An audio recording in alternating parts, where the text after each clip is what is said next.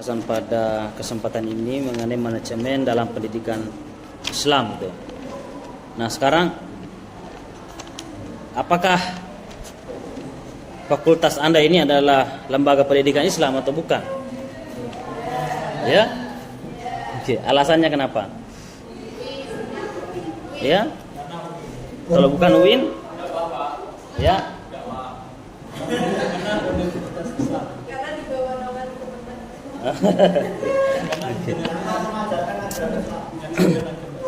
Ya.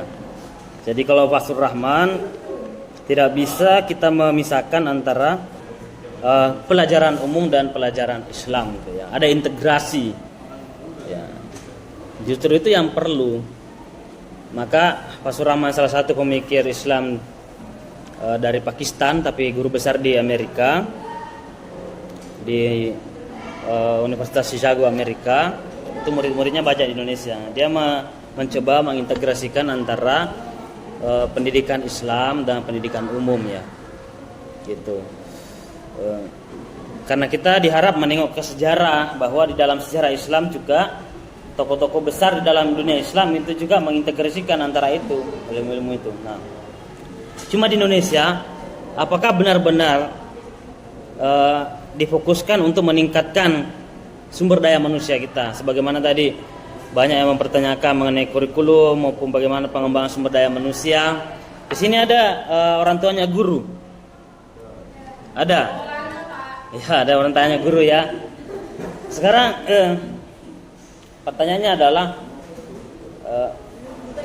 apakah guru saat ini itu fokus mengajar untuk mengembangkan siswanya, ataukah fokus menyelesaikan persoalan administrasi? Nah, gitu. Itu pertanyaan mendasarnya.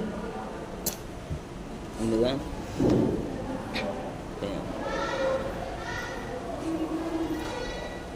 Banyak itu sekarang lembaga pendidikan tidak fokus untuk mengembangkan kreativitas siswa, tapi dia sibuk dengan administrasi karena begitulah tuntutannya.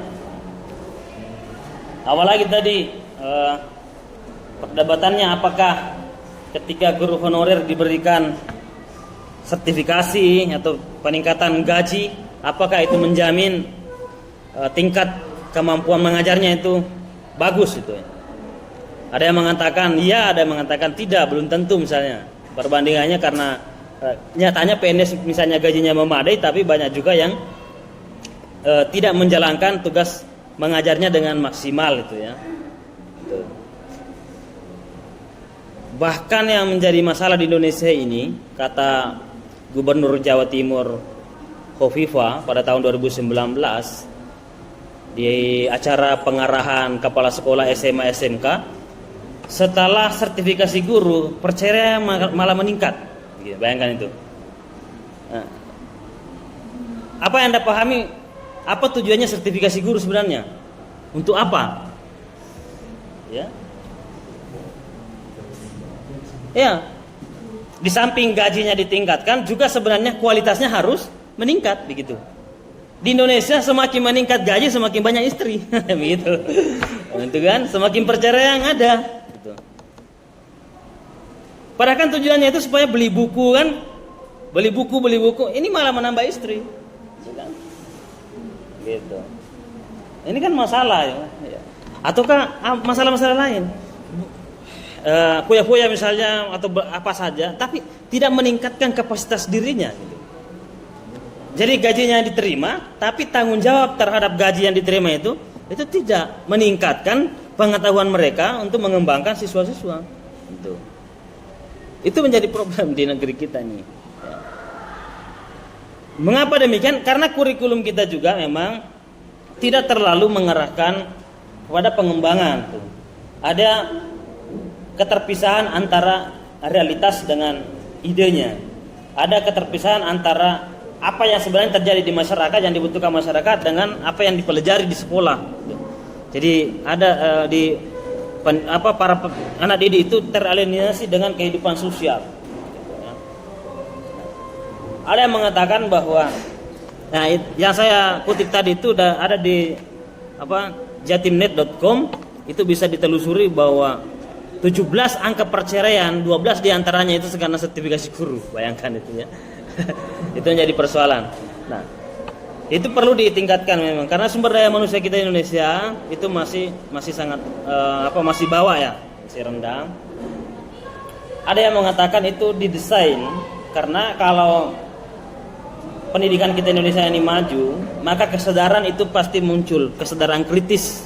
Kata Paulo Freire, pasti kesadaran kritis itu muncul. Dia akan mengkritisi apa saja di sekitarnya yang kira-kira tidak adil.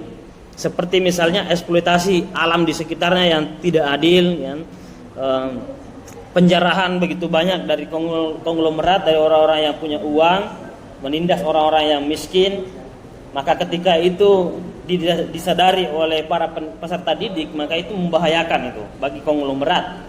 Coba bayangkan di Indonesia itu kebanyakan orang kaya di Indonesia atau termasuk orang terkaya di Indonesia itu karena sumber daya alamnya Indonesia, bukan karena otaknya, bukan karena kreativitasnya. Beda dengan orang kaya di Amerika dan orang kaya di negara-negara maju. Itu mereka kaya bukan karena sumber daya alamnya itu, tapi sumber daya manusianya.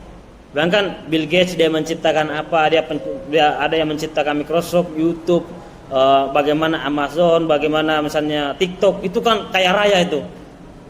Mengkombinasikan antara jaringan komputer dengan Microsoft dengan apa saja itu semua mereka itu kaya raya karena idenya gitu. Tapi kalau orang kaya di Indonesia itu bukan idenya, tapi sumber daya alam kita yang dirampok. Pasir laut dijual, nikel, pertambangan, batu bara, itu ada semua. Itu semua kaya alam dijual itu. Siswa tidak diajarkan mengelola sumber daya manusianya, sumber daya alamnya gitu. Yang disuruh siswa apa? Menghafal nama-nama Candi Borobudur, Candi Prambanan. Ya. Enggak ada itu pembelajaran bagaimana cara mengolah supaya pertanian di Salatiga bagus, supaya ini pertambangan di sini bagus kan. Freeport bagaimana menambang emas di Freeport. Tidak ada pembelajaran di sekolah-sekolah SD itu, SMP SMA enggak ada. Padahal kan yang dibutuhkan orang Papua bagaimana sumber daya manusianya bisa mengolah sumber daya alamnya. Gitu. Tapi orang Papua belajar apa? Disuruh berdiri kalau tidak menghafal nama-nama candi di Pulau Jawa. Bayangkan itu. Terpisah antara kebutuhan dengan apa yang dipelajari. Tujuannya apa? Supaya dia tidak menyadari bahwa hartanya mereka miliki dirampok, dikuasai oleh asing. Supaya dia tidak sadar itu. Dikasih hiburan, berbagai macam hiburan diberikan. Jadi dia mengisi waktunya dengan hiburan, lupa dengan pendidikan, lupa dengan keilmuan dan kesadaran kritis terhadap apa yang ada di sekelilingnya. Nah, kesadaran kritis ini perlu tumbuh. Nah, tumbuh itu tidak instan. Ya, tidak bisa melalui dengan titipan ayah dan atau paman, nggak bisa, harus belajar dari awal, harus berkarir dari awal, harus kerja keras itu. Itu yang menjadi permasalahan dalam dunia pendidikan kita. Banyak sebenarnya permasalahan dalam dunia pendidikan kita. Tentu yang saya sampaikan itu merupakan persoalan intinya. Nanti desain kurikulumnya gimana, kurikulum 2013, kurikulum merdeka dan macam-macamnya, itu semua hilirnya, tapi hulunya itu banyak permasalahan bahwa ada yang mendesain pendidikan kita supaya tidak maju. Itu sebabnya kalaupun ada orang yang sangat pintar di Indonesia itu dibawa ke negara maju itu, nggak boleh tinggal di Indonesia. Bayangkan B.J. Habibie begitu cerdasnya, tapi nggak boleh tinggal di Indonesia, diambil ke Jerman itu, karena kalau Indonesia itu bisa berkembang. Jadi mungkin itu bahwa melihat lembaga pendidikan kita jangan cuma melihat apa yang terjadi hari ini, apa yang terjadi di permukaan, tapi di balik itu harus dipahami juga bahwa di balik itu ada perpolitikan di dalamnya ya, ada politik pendidikan. Kalau membaca juga buku Paulo Freire tentang politik pendidikan, pasti itu juga punya pengaruh. Ya. Ada yang menghendaki negara kita tidak maju. Nah, tentu generasi-generasi muda yang diharapkan kritis terhadap persoalan-persoalan itu, persoalan kebangsaan, persoalan kenegaraan kita, apalagi tadi ada persoalan global gitu ya. Nah, mengapa demikian? Karena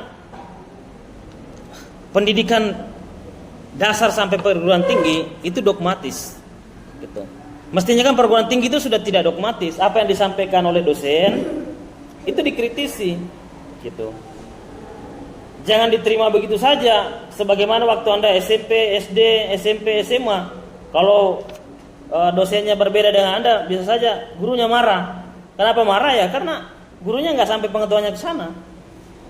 Jadi kalau tingkat perguruan tinggi pun dosennya marah ketika mahasiswanya berbeda pendapat, nah itu berarti sempit sekali cara berpikirnya. Seolah-olah kebenaran itu hanya dimiliki oleh satu orang, hanya dirinya saja. Nggak boleh begitu. Kebenaran itu banyak sekali, beragam tuh. Apalagi saat ini melimpah ruah informasi dan pengetahuan. Bisa saja kalau kita nggak baca ini, ya lainnya bisa baca gitu. Jadi harus berbeda.